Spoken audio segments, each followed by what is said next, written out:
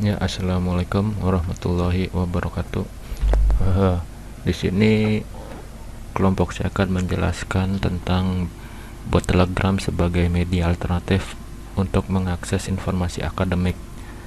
Kelompok kami itu terdiri dari Fainal Nurul Fajar, Fahri Juhri, dan Ahmad Fajar Rinaldi.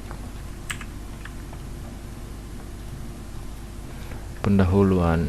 Pada saat ini, universitas banyak menerapkan sistem informasi akademik atau SIAKAT dengan teknologi berbasis web. Aplikasi pengirim pesan Instagram dipilih dikarenakan aplikasi pesan instan Telegram merupakan aplikasi pengirim pesan instan yang cukup populer dan banyak digunakan oleh mahasiswa modern ini. Kemudian Telegram telah menyediakan fasilitas bot Application Programming Interface atau API dengan dokumentasi dan fitur yang cukup lengkap. Selain itu, pemanfaatan teknologi berbasis chatbot dinilai dapat memberikan varian baru dalam memperoleh informasi dengan cara yang lebih efektif dan efisien.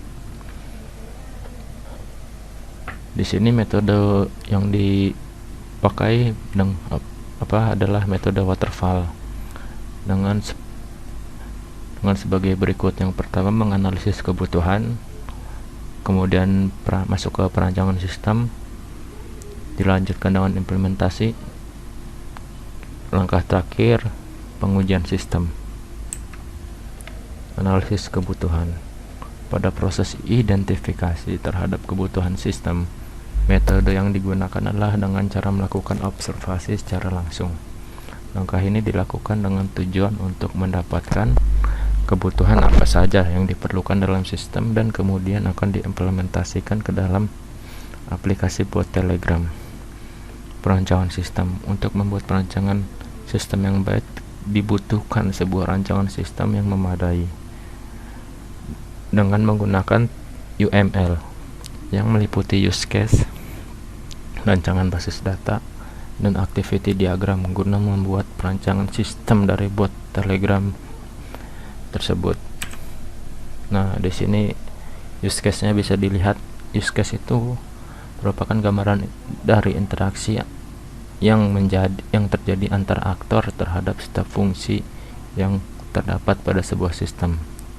Di sini bisa dilihat mahasiswa sendiri itu nanti dia bisa melakukan registrasi, melihat jadwal perkuliahan, kartu hasil studi atau KHS, kartu rencana studi atau KRS, melihat transkrip nilai dan tagihan keuangan yang sedang berjalan.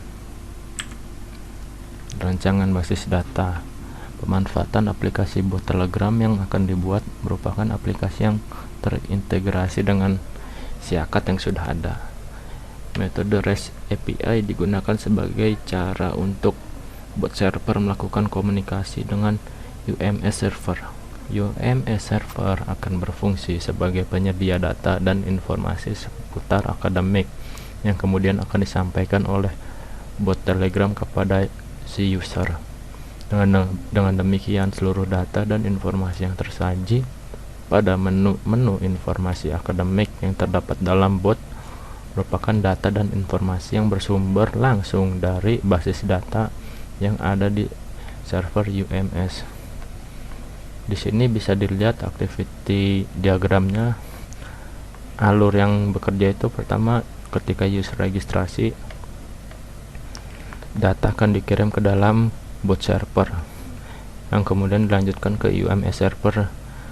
Apabila registrasi berhasil divalidasi, maka bot server tadi akan menyimpan data dan dilanjutkan ke tampilan user interface pada si user. Si user ini dia nanti bisa melihat menu informasi yang tadi sebelumnya ada. Terus misalkan ketika si user ini mau milih itu, dia misal mau milih bagian keuangan.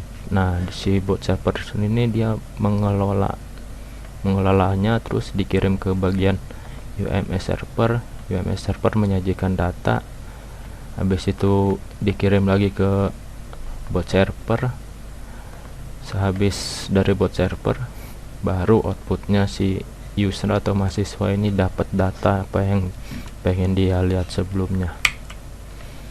Di sini implementasi dalam pembuatan Telegram. Bot Telegram adalah melakukan proses registrasi bot baru yang akan dibantu dengan adanya account bot header. Adapun proses registrasi yang dilakukan dapat dilihat pada gambar 1. Ini mungkin karena gambarnya terlalu resolusinya terlalu kecil atau kurang jelas, mohon dimaklumi ya.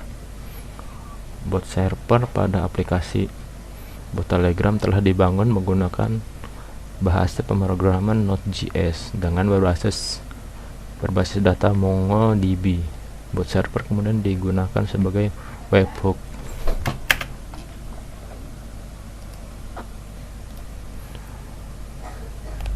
Webhook untuk dapat berkomunikasi dengan server Telegram melalui protokol HTTPS. Kemudian name beserta ID Telegram pengguna yang berhasil didaftarkan akan secara otomatis tersimpan ke dalam basis data. Ini merupakan contohnya.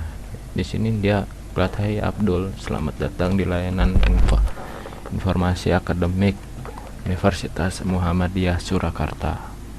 Sebelum menggunakan, kamu harus melakukan registrasi terlebih dahulu. Silakan balas pesan ini dengan format name spasi kata sandi. Nah, di sini ketika udah berhasil terdaftar, ya bakal kelihatan. Di sini ada menunya, itu ada lihat jadwal, KRS, KHS, transkrip nilai, sama tagihan keuangan. Terus ada tentang bot dan bantuan. Ketika pengguna menekan tombol menu informasi, bot akan memberikan respon berupa informasi yang diminta. Misal dia akan lihat KRS, nanti dia bakal keluar KRS yang selama ini dia udah selama kuliah. Nah, di sini ada contoh dari penggunaan dua akses informasi: jadwal perkuliahan KRS dan transkrip nilai. Di sini bisa dilihat.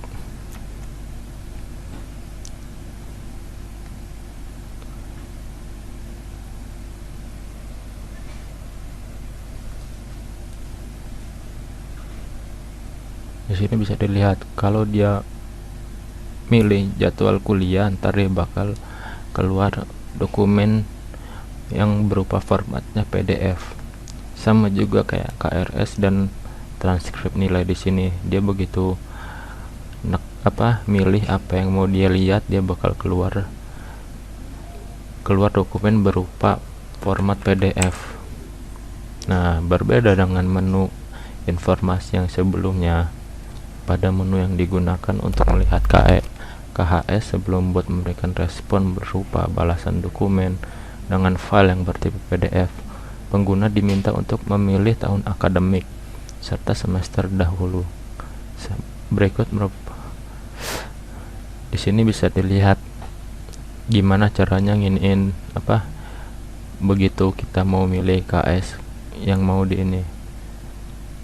sini bisa dilihat ada dari tahun 2015 sampai 2019 semester genap dan gasal.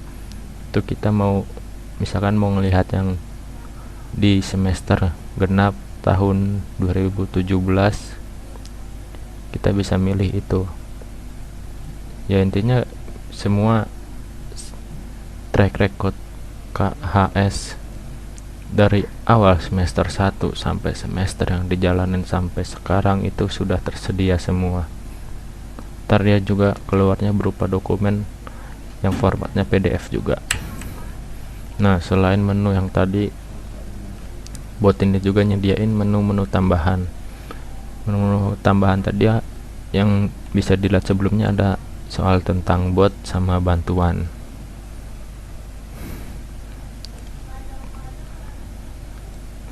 Misalkan kalau kita milih tentang bot bot di sini ntar dia bakal ngeluarin informasi berupa bot ini merupakan media alternatif untuk mendapatkan informasi seputar akademik yang terdapat pada Universitas Muhammadiyah Surakarta. Data yang disediakan oleh bot ini merupakan data akademik yang bersumber serta dikelola oleh Biro Administrasi Akademik atau BAA. Nah, sebelahnya kalau kita milih bantuan itu di sini bisa dilihat kurang lebih, hai, saya dapat membantu kamu untuk mendapatkan informasi akademik. Di sini kamu hanya perlu menekan tombol pada menu yang tersedia untuk mengakses informasi akademik. Jika kamu ingin menampilkan menu utama atau dapat mengirimkan utama, kita bisa ketik pada kolom di bawah dengan /menu. Nah, kalau kita klik tadi /menu itu dia bakal kembali ke menu awal yang sebelumnya itu tadi ada banyak pilihan kayak lihat jadwal, KRS, KHS, transkrip nilai sama tagihan keuangan. Nah, di sini pengujian di sini dalam pembuatan bot Telegram menggunakan dua cara, yaitu black box dan pengujian kuesioner. Pengujian black box, hasil dari pengujian black box terhadap menu yang sudah dilakukan pada sistem bot dapat dijabarkan pada tabel berikut. Di sini ada menu itu tadi kan isinya ada jadwal kuliah, KRS, KHS, transkrip nilai sama tagihan keuangan. Di sini skenarionya itu kalau pengguna menekan tombol menu jadwal kuliah, nanti output dari yang ininya itu keluarannya itu dia botnya sendiri itu dia bakal ngelampirin dokumen berisi informasi jadwal kuliah dia. Terus kalau dia misalkan milih mau lihat KRS gitu ya, si user atau mahasiswa itu milih itu, nanti botnya itu bakal ngebales dokumen yang berisi KRS. Begitu juga sama yang KHS, transkrip nilai sama tagihan tuh. Jadi ntar begitu user atau mahasiswanya itu milih itu, si botnya itu dia bakal ngirim balasan berupa dokumen tadi dengan format PDF. Pengujian kuesioner dilakukan dengan cara memberikan pernyataan kepada mahasiswa yang bertindak sebagai aktor dan berperan dalam penggunaan bot. Sebanyak 32 responden berhasil dikumpulkan dalam proses pengujian kuesioner. Hasil dari pengisian masing-masing pernyataan oleh mahasiswa bisa dilihat di tabel ini. Bot Telegram mudah digunakan. SS5 ya, di sini saya sebenarnya lebih kurang paham ya maksudnya apa itu SS, S, NTS dan STS. Mungkin maksudnya itu di sini dia dari skala penilaian. Misalkan SS itu 5 yang artinya bagus, S itu 4 ya lumayan cukup bagus, yang N itu standar, TS itu mungkin kurang, terus STS itu mungkin buruk kali ya. Mungkin itu yang bisa saya tangkap. Terus di sini bisa dilihat informasi dan petunjuk pada bot Telegram sudah lengkap.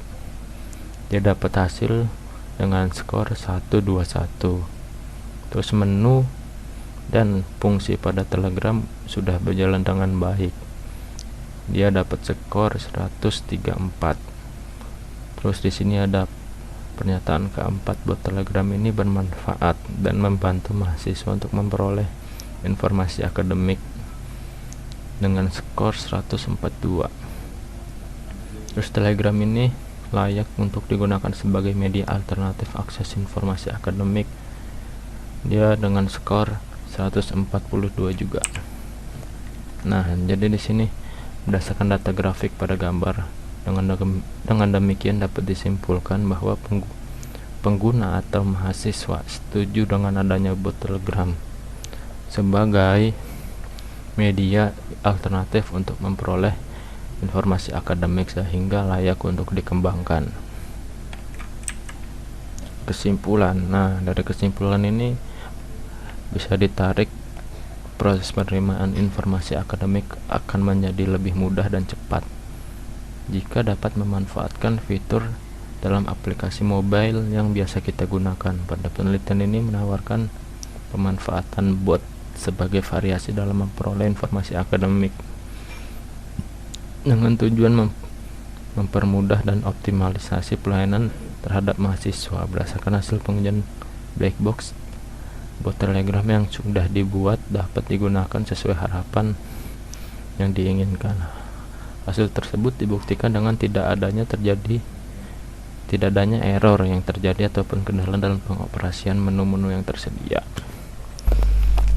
Pengujian kedua dilakukan menggunakan kuesioner di mana sebanyak 32 orang kuesioner tersebut atau mahasiswa, dan dia ngasih pernyataan yang cukup memuaskan dengan rata-rata nilai presentasi 84,7. Ya, mungkin itu saja yang dapat saya sampaikan, kurang lebihnya mohon maaf. Assalamualaikum warahmatullahi wabarakatuh.